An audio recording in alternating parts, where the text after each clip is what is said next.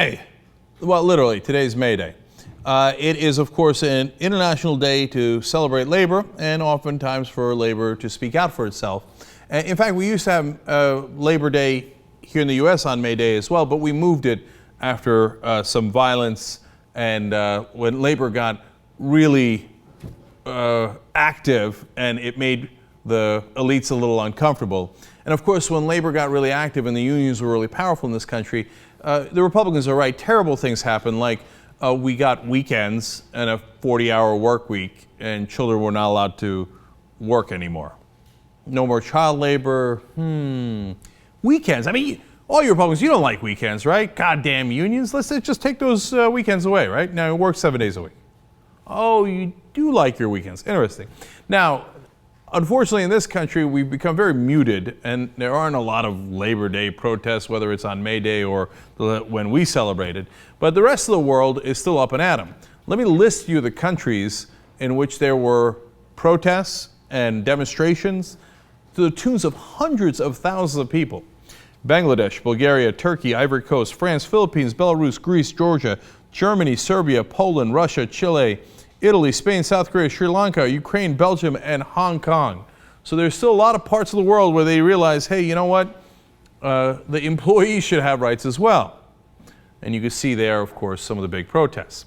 When you look at what's happening here in the U.S., apparently we're the ones who really should be protesting. And why is that? Take a look at CEO to worker pay for Fortune 500 companies from 1950 on. Now, of course, the CEO is going to get more than the average workers. Everybody knows that, right? And in 1950, it was a 20-to-1 ratio. And you can see at the bottom there, 2013 today, 204-to-1 ratio. That's a 1,000% increase. That's an open-handed slap, boy. And what did you do about it? Were there strikes? Were there mass protests? No, we just went along with it, right? And by the way, that's just for Fortune 500 companies. When you look at all CEOs, there's studies that show that it's actually 350-to-1, okay? Now, it gets worse. Now, between 1917 and 1981, we actually had a pretty good era of equality. Now, our wages went up about $26,000 overall on average during that time. That's good prosperity, and it was shared fairly equally. The top 10% had gotten 31% of the growth. Of course, they got more. It's understandable, but the bottom 90% got 69% of growth. Not bad, okay? Now, someone would look at that and say that sounds inequitable, but wait till you see what's happened since 1981. Well, we had about $12,000 in income growth since then. So prosperity, good, trickle down, it worked. Except it didn't trickle down. Top 10% got 96% of the growth. The bottom 90% got only 4% of the growth in that time period. That's 30 years. They took 96% of it. Whether it's our own Labor Day or it's May Day, we should be in the streets. We should have been in the streets this whole time. This system is rigged against you. They changed the rules so the money flows up, not down. The tax cuts for the rich aren't to help the poor or the middle class. They're to help the rich. How obvious is that? And the tax cuts to corporations and all the loopholes and all the money that they shelter offshore, that isn't to help you, it's to help them. And the proof is in the pudding. 96% of the help and the wage growth went to them, not to you. And by the way, in that time period, we have had Republican presidents like Ronald Reagan and George W. Bush, but we've also had Democratic presidents. But they all agree the rich and the corporations must get paid. Why? All of their campaigns are funded by the rich and corporations. And all of that wasn't enough.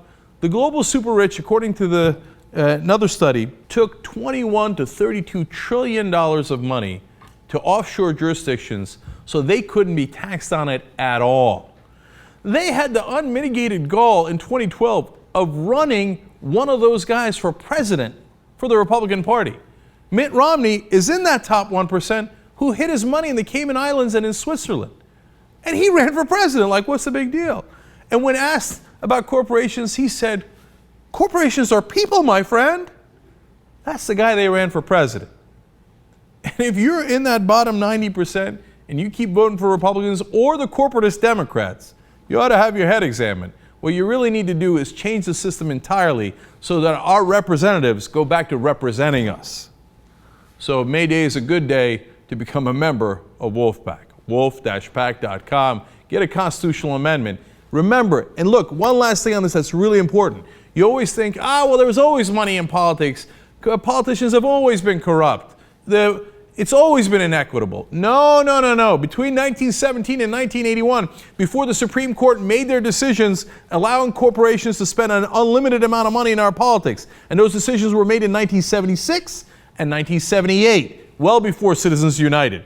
And lo and behold, starting in 1978 and 1980, all the graphs change and all the money goes and all the productivity gains and the wage gains, etc., all start going towards the rich and corporations.